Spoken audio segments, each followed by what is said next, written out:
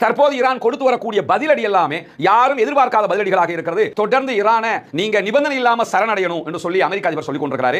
எந்த சரணடைதலும் இல்லை என்பதை இன்றைக்கு திட்டவட்டமாக ஆயத்துல்லா அலி காமனி அவர்கள் ட்வீட் மூலமாக தெரிவித்திருக்கிறார்கள். எக்ஸ் பக்கத்தில் அவர் அரபுல போட்டிருக்கக்கூடிய ஒரு அறிவிப்பில் என்ன சொல்லியிருக்கிறார் கேட்டா, இஸ்ரேலிய ஆக்கிரமிப்பு ராணுவத்தினுடைய F-35 விமானங்களில் மேலதிக ஒன்றை ஈரான் சுட்டு வீழ்த்திய செய்திகள் வெளியாகி இருந்தது. உலகத்தில் யாராலும் அளிக்க முடியாது என்று சொன்ன F-35 விமானங்கள் தற்போது குருவி சுடுவதை போன்று சுட்டு வீழ்த்தப்படுகிறது. ஏற்கனவே 3 சுட்டு வீழ்த்திட்டாங்க. இப்ப 4வது F-35 விமானங்களையும் ஈரான் சுட்டு வீழ்த்தி இருக்கிறது என்கிற செய்திகளுக்கு மத்தியில் இஸ்ரேலுக்குள்ள எடுக்கப்பட்டிருக்கக்கூடிய ஒரு கணிப்பீடு தொடர்பான செய்தி வெளியாகி இருக்கிறது. இஸ்ரேலுடைய ராணுவத்தை பொறுத்தவரையில்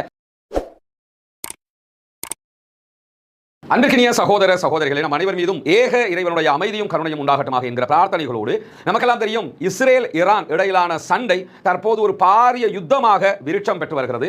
தொடர்ந்து இரு நாடுகளும் தாக்குதல் நடத்திக் கொள்கின்றன. இஸ்ரேல் ஈரான் மீது தாக்குதல் நடத்துகிற அதே நேரம் ஈரானும் பதிலுக்கு பயங்கரமான பதிலடிகளை இஸ்ரேல் மீது கொடுத்துக் கொண்டிருக்கிறது. குறிப்பாக இந்த இதுவரைக்கும் நடைபெற்று வருகிற யுத்தங்களை கவனித்து பார்க்கும்போது ஒன்று மட்டும் வெளிப்படையாக தெரிகிறது. என்னன்னா, ஈரானை பற்றிய சர்வதேச நாடுகளுடைய பிம்பம் தற்போது உடைக்கப்பட்டிருக்கிறது. ஏன்னா ஈரான்ங்கிறது ஒரு மூடு மந்திரம் மாதிரி இருந்த ஒரு நாடாகத்தான் பார்க்கப்பட்டது. அவர்கள் மீது பல்லாண்டு கால பொருளாதார தடை விதிக்கப்பட்டிருந்தது.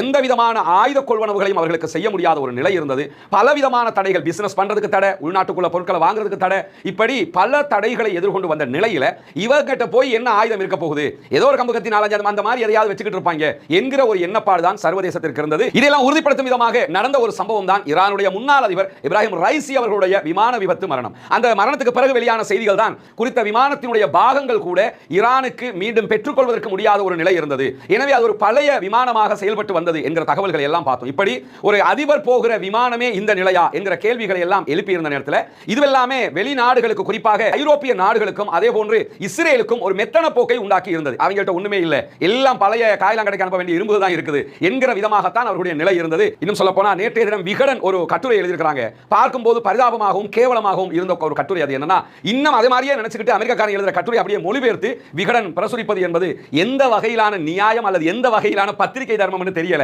இவ்வளவு அடி வாங்கிட்டு இருக்கும் போதும் இன்னும் உட்கார்ந்து அட்வைஸ் பண்ணிட்டு இருக்காங்க ஈரானுக்கு. அந்த கட்டுரை எடுத்து இவங்களும் பிரசுரிச்சிருக்காங்கன்னா இவர்களுடைய நிலை எப்படி இருக்கிறது? இப்படியான ஒரு சூழல்ல தான் தற்போது ஈரான் கொடுத்து வரக்கூடிய பதிலடி எல்லாமே யாரும் எதிர்பார்க்காத பதிலடிகளாக இருக்கிறது. உதாரணமாக இஸ்ரேலுடைய மொசாதுடைய தலைமையகத்தின் மீதும் அமான் மீதும் அவர்கள் நடத்திய தாக்குதல் என்பது எதிர்பார்க்காத ஒரு தாக்குதலாக இருக்கிறது. ஏன்னா அவர்களுடைய பாதுகாக்கப்பட்ட இடங்கள் மிக முக்கியமான இடமாக மொசாதும் அமானும் இருக்கிறது. அப்படியான இடத்திற்கு அவர்கள் நேற்று தாக்குதல் நடத்தி இருக்கிறார்கள். அது எப்படி தாக்குதல் நடத்தினார்கள் என்பதை இன்றைக்கு விவரித்திருக்கிறார்கள். அதை நான் பின்னாடி சொல்ல இருக்கிறேன். இருந்தாலும் அந்த தாக்குதல் இன்றைக்கு சொல்லியிருக்கக்கூடிய தரவுகள், தகவல்கள் என்னன்னு சொன்னா, ஈரான் நம்ம நினைச்ச மாதிரி இல்ல. அவர்கள் பல மடங்கு உச்சத்தில் தொழில்நுட்பத்தில் இருக்கிறார்கள், பல மடங்கு உச்சத்தில் ஆயுத பலத்தில் இருக்கிறார்கள் என்பதை நாம் புரிந்து கொள்ள முடிகிறது. அதை தாண்டி இன்றைக்கு வால் ஸ்ட்ரீட் ஜர்னல் வெளியிட்டிருக்கக்கூடிய ஒரு செய்தியிலையும் என்ன சொல்றாங்கன்னா, ஈரானிடத்தில் தேவையான அளவை மிஞ்சிய ஏவுகணைகள், தாக்குதல் ஏவுகணைகள் இருக்கிறது. அதே போன்று தடுக்கிற ஏவுகணைகளும் அவர்களிடத்தில் இருக்கிறது. உள்ளுக்குள்ள வருகிறவற்றை தடுக்கிறதுக்குரிய ஏவுகணைகளும் அவர்களிடத்தில் தாராளமாகவே தயாரித்து வைத்திருக்கிறார்கள். ஆனால் இஸ்ரேலை பொறுத்தவரையில் இஸ்ரேலிடத்தில் தடுப்பு ஏவுகணைகளும் தாக்குதல் ஏவுகணைகளும் நினைத்த அளவுக்கு இல்லாமல் குறைவடைந்திருக்கிறது. குறிப்பாக தடுக்கிற ஏவுகணைகளுடைய தட்டுப்பாட்டை இஸ்ரேல் விரைவிலேயே எதிர்கொள்ளும் என்று இன்றைக்கு வால் ஸ்ட்ரீட் ஜர்னல் வெளியிட்டிருக்கக்கூடிய தரவுகளையும் தகவல்களையும் சொல்லியிருக்கக்கூடியதை பார்க்கலாம். இப்படி இவ்வளவு காலமாக ஈரான் மீது இருந்த பிம்பம் அதுவல்ல, வேறு விதமான ஒரு பிம்பம் இருக்கிறது என்பதை சர்வதேசமே புரிந்து கொள்ள தற்போது தலைப்பட்டிருக்கக்கூடிய நேரத்தில் தான் இன்றைக்கு இஸ்ரேல் சற்று நேரத்துக்கு முன்பதாக தெஹ்ரான் மீதான புதிய வேவ் தாக்குதல்களை ஆரம்பித்திருக்கிறது.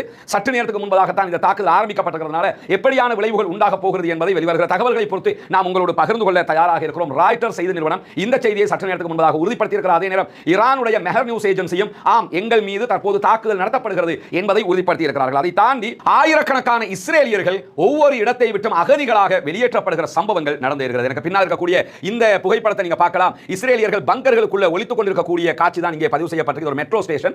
மெட்ரோ ஸ்டேஷன்ல இரவு முழுவதும் கழிக்கக்கூடிய காட்சியை நீங்க பார்க்கலாம். இங்க நீங்க பார்க்க முடியும், அந்த பகுதியில் ஒவ்வொரு இடத்துல தூங்குகிற காட்சிகள் பதிவாகி இருக்கிறது. இப்படி அவர்கள் கூட்டமாக, குடும்பமாக ஒவ்வொரு இடமாக மெட்ரோ ஸ்டேஷன்கள் மற்ற இடங்கள் அவங்க ஒளித்துக் கொள்ள வேண்டிய ஒரு நிர்பந்தம் உண்டாகி இருப்பதை அவதானிக்க முடிகிறது. இத்தனை நாட்களாக இதையெல்லாம் காசாவில் இருக்கக்கூடிய அப்பாவிகள் தான் செய்து வந்தார்கள். அவர்களுக்கு தான் தாக்குதலிருந்து தப்பிப்பதற்கு இடம் இல்லாமல் ஓடிக்கொண்டிருந்தார்கள், அகதிகளாக தத்தளித்துக் கொண்டிருந்தார்கள். ஆனால் இன்றைக்கு இஸ்ரேலியர்கள் அந்த நிலையை எடுத்திருக்கிறார்கள். இன்னும் சொல்ல போனால் இஸ்ரேலில் இருந்து பல துறைமுகங்கள் வழியாக வெளிநாடுகளுக்கு தப்பிச் செல்கிறார்கள். குறிப்பாக $5000 மேல வரைக்கும் இதற்காக அவர்கள் செலவழிப்பதற்கும் தயாராக இருக்கிறார்கள் என்கிற நிலை உருவாகி இருக்கிறது. ஒரு ஒரு நாட்டை ஆக்கிரமிச்சு அதுல ஒரு நாட்டை உருவாக்கி அதை உருவாக்கினது மட்டுமல்லாம எவன் நாட்டுக்கு சொந்தக்காரனோ அவன் மேல 70 ஆண்டுகளுக்கு மேலாக குண்டு போட்டு தாக்குதல் நடத்தி இறுதியாக 75,000 பேருக்கு மேல கொன்று குவித்து அதிலே ஆனந்தம் கண்டு கொண்டவர்கள் தாங்கள் எந்த நாட்டை பாதுகாப்பான நாடு என்று பிடித்துக் கொண்டு ஆட்சி அமைத்துக் கொண்டு இத்தனை அழிவுகளை செய்தார்களோ அந்த நாட்டிலிருந்து தற்போது ஓட ஆரம்பித்திருக்கிறார்கள் என்கிற செய்திகளுக்கு நடுவில் ஏபிசி செய்தி நிறுவனம் வெளியிட்டிருக்கக்கூடிய ஒரு செய்திதான் ஈரானுடனான நடவடிக்கையினுடைய போங்குகளை தீர்மானிப்பதற்கு அடுத்த 2 நாட்கள் தேவைப்படும் என்று வெள்ளை மாளிகை அறிவித்திருக்கிறது. தொடர்ந்து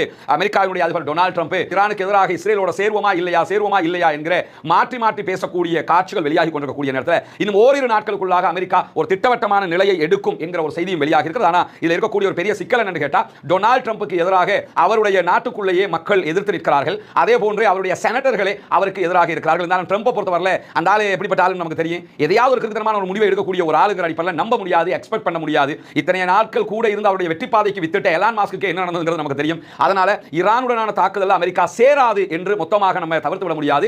சேராமலும் இருக்கலாம், திடீரென்று சேரவும் கூடும். எது வந்தாலும் எதிர்கொள்வதற்கு தயார் நிலையில் இருப்பதாக இன்றைக்கும் ஈரான் அறிவித்திருக்கக்கூடிய நிலையில இன்றைக்கு வெளியாகி இருக்கக்கூடிய ஒரு முக்கியமான செய்திதான். தொடர்ந்து ஈரானை நீங்க நிபந்தனை இல்லாம சரணடையணும் என்று சொல்லி அமெரிக்கா அதிபர் சொல்லிக் கொண்டிருக்கிறார். எந்த சரணடைதலும் இல்லை என்பதை இன்றைக்கு திட்டவட்டமாக ஆயத்துல்லா அலி காமனி அவர்கள் ட்வீட் மூலமாக தெரிவித்திருக்கிறார்கள். எக்ஸ் பக்கத்தில் அவர் அரபுல போட்டிருக்கக்கூடிய ஒரு அறிவிப்பில் என்ன சொல்லியிருக்கிறார் கேட்டா, ஜியோனிஸ்டுகளோடு எந்த சமரசமும் கிடையாது. பயங்கரவாத ஜியோனிச அமைப்புக்கு எதிராக, பயங்கரவாத ஜியோனிச இஸ்ரேலிய ஆட்சிக்கு எதிராக கடுமையான தாக்குதல்கள் நடத்தப்படும். எனவே அவர்களோடு நாங்கள் சமரசம் செய்வது என்பது சாத்தியமில்லை என்று சொல்லி இன்றைக்கு ஆயத்துல்லா அலி காமனி அவர்கள் அவருடைய எக்ஸ் பக்கத்தில் தெளிவாக டொனால்ட் ட்ரம்புக்கு பதிலை வழங்கி இருக்கிறார். எனவே அவர்களுடைய நிலைப்பாடு சமரசம் கிடையாது, வெற்றியை நோக்கிய பயணம் என்பதை அவர்கள் திட்டவட்டமாக சொல்லியிருக்கக்கூடிய நேரத்தில் தான் இஸ்ரேலிய விமானப்படை தளம் மீது ஈரான் தாக்குதல்களை நடத்தி இருக்கிறது என்கிற செய்திகள் வெளியாக இருக்க. நேற்றைய தினம் 11வது வேவ் தாக்குதல்களை ஈரான் நடத்தியது. இன்றைக்கு காலையிலேயும் அதை தொடர்ந்தார்கள். அப்படி நடத்தப்பட்ட தாக்குதல்களில் இதுவரைக்கும் ஈரான் ஏவுகணை தாக்குதல்களை நடத்தியதில் இஸ்ரேலுடைய விமானப்படை தளத்தின் மீது தாக்குதல் நடத்தப்பட்டிருக்கிறது என்கிற செய்தி வெளியாக இருக்கிறது. நார்த் இஸ்ரேலில் இருக்கக்கூடிய மெரோன் விமானப்படை தளம் தான் இந்த தாக்குதல்களில் பாதிக்கப்பட்டிருக்கிறது என்று நமக்கு தெரியும். இஸ்ரேலுக்குள்ள ராணுவ தணிக்கை இருக்கிறது. எந்த செய்தியை வெளியே கொண்டு வரக்கூடாது தடுத்து வச்சிருக்காங்க. அந்த அடிப்படையில் செய்திகள் வெளியே வராமல் தடை இருந்தாலும் அதை மீறி இந்த தாக்குதல் செய்திகள் வெளியாக இருக்கிறது. அதனுடைய ஒரு புகைப்படமும் வெளியாக இருக்கிறது. நீங்க பார்க்கலாம், விமான தளத்தினுடைய அவுட்ல விடுத்து சிதறி இருக்கக்கூடிய ஒரு ஏவுகணை தாக்குதல் நடந்த இடத்துல பஸ் எல்லாம் எரிந்து சாம்பலாகி இருக்கக்கூடிய காட்சிகளும் பதிவாகி இருக்கிறது. இன்னும் சில போட்டோஸ் இருந்தாலும் நமக்கு இங்க காட்சிப்படுத்த முடியாத ஒரு நிலை இருக்கிறது. அதே நேரத்தில் இன்றைக்கு காலையில இலங்கை நேரம் 11 மணிக்கெல்லாம் இஸ்ரேல் மீது இன்றைக்கு மீண்டும் ஈரான் அடுத்த கட்ட தாக்குதலை நடத்தியது. அது நீங்க பாத்தீங்கன்னா தெற்கு கோலான் ஹைட்ஸ் பகுதிகளில் தாக்குதல்கள் நடத்திய அந்த கோலானி குன்று பகுதிகள் என்பது சிரியாவிடம் இருந்து இஸ்ரேல் பறித்துக் கொண்ட பகுதிகள். 1967 6 நாள் யுத்தம், அரபு நாடுகள் பங்கேற்ற யுத்தத்தில் 6 அரபு நாடுகள் இஸ்ரேல் இடத்துல 6 நாள்ல தோற்று போனாங்க. அந்த யுத்தத்தில் அந்த கோலானி ஹைட்ஸ் பகுதிகளை இஸ்ரேல் கைப்பற்றிக் கொண்டது. அந்த பகுதிகள் மீது தற்போது தாக்குதல்கள் நடத்தப்பட்டு வருகிறது. குறிப்பாக நீங்க பாத்தீங்கன்னா இந்த கோலானி ஹைட்ஸாக இருந்தாலும் சரி, பீர் ஷேபாவாக இருந்தாலும் சரி, இந்த மாதிரி நகரங்களுடைய பெயரெல்லாம் காசா இஸ்ரேல் போர்ல அடிக்கடி வந்தாலும் பின்னாட்கள்ல இந்த ஹிஸ்புல்லாக்கள் சமாதான உடன்படிக்கைக்கு போனதோடு இதெல்லாம் குறைந்திருந்தது. இப்ப அதே பேர்கள் திரும்ப வரது காரணம் என்ன? நாட்டில் ஒரு இடம் விடாம அடிச்சுக்கிட்டு இருக்காங்க. எல்லா பகுதியும் வடக்கு, தெற்கு, கிழக்கு, மேற்கு எல்லா பகுதிகளையும் தாக்குதல்கள் நடத்தப்படுகிறது. நேற்று இரவு இஸ்ரேல் மீது ஈரான் நடத்தி இருக்கக்கூடிய தாக்குதல்களை மாத்திரம் 94 பேர் மருத்துவமனைகளில் அனுமதிக்கப்பட்டிருக்கிறார்கள் என்கிற செய்திகள் வெளியாகி இருக்கிறது. எத்தனை பேர் கொல்லப்பட்டிருக்கிறாங்க என்கிற செய்திகள் வெளியாகவில்லை. ராணுவ தணிக்கையினால அதை மீறித்தான் இந்த செய்திகள் வெளிவருகிறது என்பதையும் நம்ம புரிந்து கொள்கிற அதே நேரத்தில் ஈரான் ட்ரோன்களை சுட்டு வீழ்த்துவதாகவும் அதே நேரத்தில் தமக்கு எதிரான தாக்குதல்களுக்கு மிக மிக தயார் நிலையில் இருப்பதாகவும் இன்றைக்கு மீண்டும் அறிவித்திருக்கக்கூடிய நேரத்தில் ஈரானுடைய பாதுகாப்புத்துறை நேற்று 14 இஸ்ரேலிய ட்ரோன்களை சுட்டு வீழ்த்தி இருப்பதாக அறிவித்திருக்கிறார்கள். தெஹரான், இஸ்பஹான், அல்போர்சிஸ் ஆகிய பகுதிகளில் இந்த தாக்குதல்கள் நடத்தப்பட்டதாகவும் அவற்றை அவர்கள் தடுத்திருப்பதாகவும் செய்திகள் வெளியாகி இருக்கக்கூடிய நேரத்தில் இஸ்ரேலுக்கு ஆதரவாக மொசாதுக்கு வேலை பார்த்த குற்றச்சாட்டில் இன்றைக்கும் 4 பேர் ஈரானுக்குள் கைது செய்யப்பட்டிருக்கிறார்கள் என்கிற செய்திகளும் வெளியாகி இருப்பது மட்டுமல்லாமல் ஈரானுடைய பாதுகாப்பு படைக்கும் இஸ்ரேலுக்கு ஆதரவான ஒரு குழுக்கும் இடையில இன்றைக்கு ஒரு மோதல் ஏற்பட்டிருக்கிறது. ஈரானுடைய மெஹர் நியூஸ் ஏஜென்சி இந்த செய்தியை வெளியிட்டிருக்கிறாங்க. தெஹரானுடைய தெற்கு பகுதியில் இருக்கக்கூடிய ரே என்கிற நகரத்தினுடைய கிழக்கு பகுதிகளில் தான் பாதுகாப்பு படை, ஈரானுடைய பாதுகாப்பு படைக்கும் இஸ்ரேலுக்கு ஆதரவான ஒரு குழுவுக்கும் இடையில சண்டை நடந்ததில் அந்த குழுவினுடைய அனைத்து தாக்குதல்களையும் மொத்தமாக முறியடித்திருப்பதாக ஈரான் அறிவித்திருக்கிறது. இப்போ என்னன்னா, ஈரான்ங்கிறது ஒரு பெரிய நாடு, பறந்துபட்ட நாடு, இஸ்ரேல்ங்கிறது ஒரு குட்டி நாடு. இந்த ரெண்டுக்கும் இடையில தான் இந்த சண்டை நடந்துட்டு இருக்கு. குட்டி நாடு ஆயுத பலம் கொண்ட நாடாக இருக்கிறது, அமெரிக்காவுடைய ஆதரவு பெற்ற நாடாக இருக்கிறது. ஈரான் பல நாடுகளோடு தன்னுடைய எல்லையை பகிர்ந்து கொள்ளக்கூடிய ஒரு நாடு. பாகிஸ்தானோட மட்டும் 4 எல்லைகளை அவர்கள் பகிர்ந்து கொள்கிறார்கள். இப்படி இருக்கும்போது எந்த நாடு வழியாகவும் யாரும் உள்ள வரலாம், அதையும் அவங்க ரொம்ப கவனமாக பார்க்க வேண்டி இருக்கக்கூடிய சூழல்ல தான் இந்த நிலை மாறிக்கொண்டிருக்கக்கூடிய நேரத்தில் தான் நேற்றைய தினம் இஸ்ரேலிய ஆக்கிரமிப்பு ராணுவத்தினுடைய F-35 விமானங்களில் மேலதிக ஒன்றை ஈரான் சுட்டு வீழ்த்திய செய்திகள் வெளியாகி இருந்தது. அந்த செய்திகளை உறுதிப்படுத்துகிற வரைக்கும் தான் நம்ம உங்களுக்கு சொல்லாம இருந்தோம். இன்றைக்கு அந்த செய்திகள் உறுதிப்படுத்தப்பட்டிருக்கிறது. ஜவாதாபாத் பகுதிகளில் இஸ்ரேலுடைய F-35 விமானத்தை ஈரானுடைய வான் பாதுகாப்பு படையினர் சுட்டு வீழ்த்திய செய்திகள் இன்றைக்கு மெஹர் நியூஸ் ஏஜென்சியினுடைய செய்தியில நம்ம உறுதிப்படுத்த முடிகிறது. அதே நேரம் ஈரானுடைய இர்னா செய்தி நிறுவனமும் இந்த செய்தியை உறுதிப்படுத்தி இருக்கின்றன. இதை தாண்டி நேற்றைய தினம் நள்ளிரவில் 20 நிமிடங்களுக்குள்ளாக 30 ஏவுகணை தாக்குதல்களை சென்ட்ரல் இஸ்ரேல் பகுதிகளில் ஈரான் நடத்தி இருக்கிறது என்கிற செய்திகளையும் இஸ்ரேலுடைய ஒளிபரப்பு நிறுவனம் வெளியிட்டிருக்கக்கூடிய நம்ம பார்க்க முடிகிற அதே நேரம் உலகத்தில் யாராலும் அளிக்க முடியாது என்று சொன்ன F-35 விமானங்கள் தற்போது குருவி சுடுவதை போன்று சுட்டு வீழ்த்தப்படுகிறது. ஏற்கனவே 3 சுட்டு வீழ்த்திட்டாங்க. இப்ப 4வது F-35 விமானங்களையும் ஈரான் சுட்டு வீழ்த்தி இருக்கிறது என்கிற செய்திகளுக்கு மத்தியில் இஸ்ரேலுக்குள்ள எடுக்கப்பட்டிருக்கக்கூடிய ஒரு கணிப்பீடு தொடர்பான செய்தி வெளியாகி இருக்கிறது.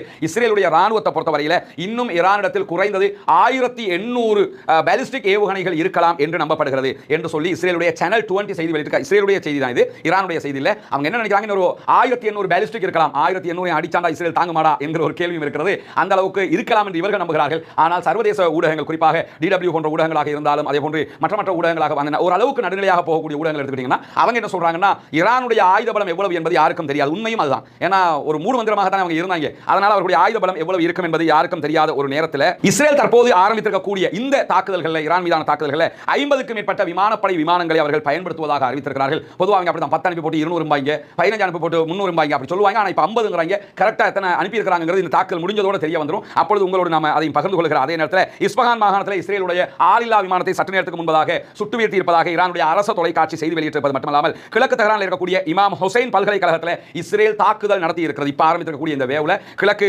தெஹ்ரான் பகுதியில் இருக்கக்கூடிய இமாம் ஹுசைன் பல்கலைக்கழகத்தில் தான் இந்த தாக்குதல்கள் நடத்தப்பட்டிருக்கிறது. அதே போன்று அமெரிக்க அதிகாரியை மேற்கோள் காட்டி இன்றைக்கு நியூயார்க் டைம்ஸ் ஒரு செய்தியை வெளியிட்டிருக்கிறாங்க. அந்த செய்தியில் தான் இடைமறிப்பு ஏவுகணைகள் இஸ்ரேலிடத்தில் குறைவடைந்து வருகிறது, ஈரானுடைய தாக்குதல்களை தாக்குப்பிடிக்க முடியாமல் இருக்கிறது என்கிற செய்திகளையும் சொல்லியிருப்பது மட்டுமல்லாமல் IRGC நேற்று இரவு நடத்தப்பட்ட தாக்குதல்கள் தொடர்பாக, குறிப்பாக அவர்களுடைய மொசாது தலைமையகம் உள்ளிட்ட இடங்கள் மீது நடத்திய தாக்குதல் தொடர்பான ஒரு அறிக்கை வெளியிட்டிருக்காங்க. அவங்க என்ன சொல்றாங்கன்னு சொன்னா, நாங்கள் முதல் தலைமுறை ஃபதா ஏவுகணையை பயன்படுத்தி இருக்கிறோம். ஃபர்ஸ்ட் ஜெனரேஷன் ஃபதா ஏவுகணை பயன்படுத்தப்பட்டிருக்கு. இந்த ஃபதா ஏவுகணையை பொறுத்தவரையில் இது 1400 கிலோமீட்டர் தாண்டி சென்று தாக்கக்கூடியது, எந்த விதமான ரேடாருக்கும் சிக்காதது, எந்த விதமான தொழில்நுட்பத்தாலும் தடுக்க முடியாதது, துரத்தி வந்து தாக்கல் நடத்தக்கூடிய அயன்டோமினுடைய ஏவுகணையால் கூட அவர்களை கட்டுப்படுத்த முடியாது. அப்படிப்பட்ட ஏவுகணை மூலமாகத்தான் நேற்றைய தினம் மொசாதுடைய தலைமையகம், அதே போன்ற அம்மான் உள்ளிட்ட பல இடங்களுக்கு நாங்கள் தாக்குதல்களை நடத்தி இருக்கிறோம். எங்களிடம் தற்போது ஃபத்தாஹினுடைய பல வெரைட்டிஸ் இருக்கிறது.